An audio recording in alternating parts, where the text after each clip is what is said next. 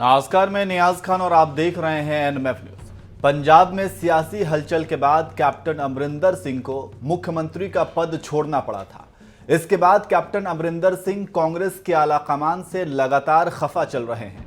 CM पद से हटाए जाने के बाद कैप्टन ने अपनी पार्टी का ऐलान कर दिया और सियासी मैदान में कूद गए। कैप्टन अमरिंदर सिंह ने अपनी पार्टी पंजाब लोक पार्टी बनाई है और बीजेपी के साथ अलायंस करके विधानसभा चुनाव लड़ रहे हैं। कैप्टन का कहना है कि उन्हें पूरा यकीन है कि पंजाब में बीजेपी गठबंधन की सरकार बनेगी। लेकिन यहां एक अहम बात यह है कि किसान आंदोलन के बाद कैप्टन के लिए पंजाब में बीजेपी के साथ चुनाव लड़ना इतना आसान भी नहीं होगा। इन्हीं मुद्दों को लेकर कैप्टन अमरिंदर सिंह ने दैनिक भास्कर अखबार को अपना इंटरव्यू दिया है। कैप्टन अमरिंदर सिंह से जब बीजेपी और पंजाब लोक कांग्रेस पार्टी दोनों के साथ मिलकर चुनाव लड़ने के बारे में पूछा गया तो कैप्टन ने जवाब दिया, मैं दिल्ली में अमित शाह से मिला था, तब मैं कांग्रेस छोड़ चुका था, मेरी नई पार्टी नहीं बनी थी। तब मैंने अमित शाह को कहा था कि हम नई पार्टी बनाकर आपके साथ गठबंधन में चुनाव लड़ना चाहते हैं। इसके बाद वे पंजाब में हमसे गठबंधन के लिए तैयार हो गए। इसके बाद कैप्टन से आम आदमी पार्टी के दिल्ली मॉडल पंजाब में लाने के हवाले से और सिद्धू के पंजाब मॉडल पेश किए जाने का जिक्र किया गया और पूछा गया कि पंजाब को लेकर आपका क्या मॉडल है। तो कैप्टन ने जवाब दिया, ना ही नवजोत सिंह सिद्धू के पास कोई मॉडल है और ना ही केजरीवाल का कोई दिल्ली मॉडल है। पंजाब में केजरीवाल जोर जोर से कह रहे हैं कि हर लड़की को 1000 रुपए देंगे। दिल्ली में किस लड़की को 1000 रुपए दिए? जब वहां नहीं दे पाए तो पंजाब में क्या देंगे? केजरीवाल 3 चुनाव लड़ चुके हैं, कभी किसी महिला को इन्होंने विधायक बनाया क्या?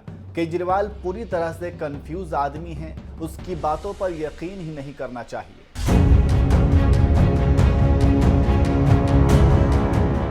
इसके बाद जब कैप्टन को मुख्यमंत्री पद से हटाए जाने और फिर कांग्रेस पार्टी को छोड़ने की बैक स्टोरी में सिद्धू के किरदार के बारे में पूछा गया तो पूर्व मुख्यमंत्री ने जवाब दिया, ये कांग्रेस हाईकमान ही बता सकती है कि मुझे सीएम पद से क्यों हटाया गया।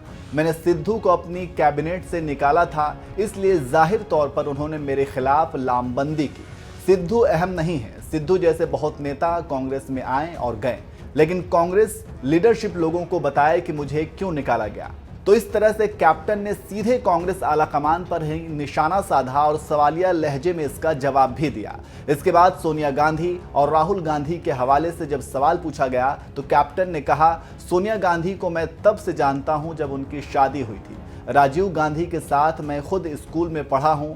राहुल और प्रियंका को जनता को बताना चाहिए कि मेरे साथ क्या हुआ था। कैप्टन अमरिंदर सिंह से जब पूछा गया कि किसान आंदोलन को लेकर पंजाब में बीजेपी के खिलाफ गुस्सा है और उसी के साथ आप चुनाव लड़ रहे हैं, क्या किसान आपको वोट देंगे?